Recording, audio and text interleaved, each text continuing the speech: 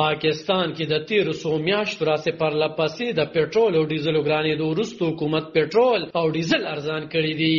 1 لیټر پېټرول 40 روپۍ او ډیزل 15 روپۍ ارزان کړي شوی دي. د پاکستان د خزانه وزارت ویلي چې په نړیوال مارکیټ کې د تیلو ارزانېدو او د امریکایي ډالر په مقابله کې د روپۍ د قدر خکېدو لامل تیل ارزان کړي شوی دي.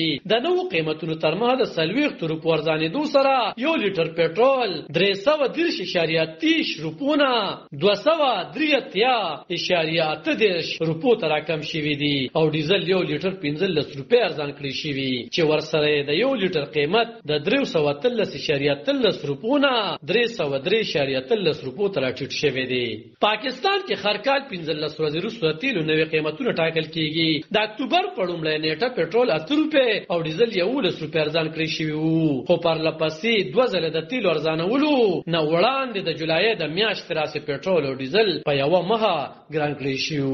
په 14 سپتمبر پېټرول 6 روپۍ 2 پیسې او ډیزل 19 روپۍ او 4 پیسې ګران کړی شو. او لدغه وړاندې په لومړۍ سپتمبر پاکستان کې 1 لیټر پېټرول 16 روپۍ 9 پیسې او ډیزل 18 روپۍ 4 پیسې ګران کړی شو.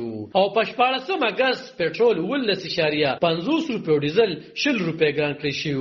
د نگران حکومت نه وړاندې تیر حکومت په لومړۍ اگست پېټرول 19 روپۍ او 15 پیسې ډیزل 19 روپۍ او 90 پیسې ګران کړی وو.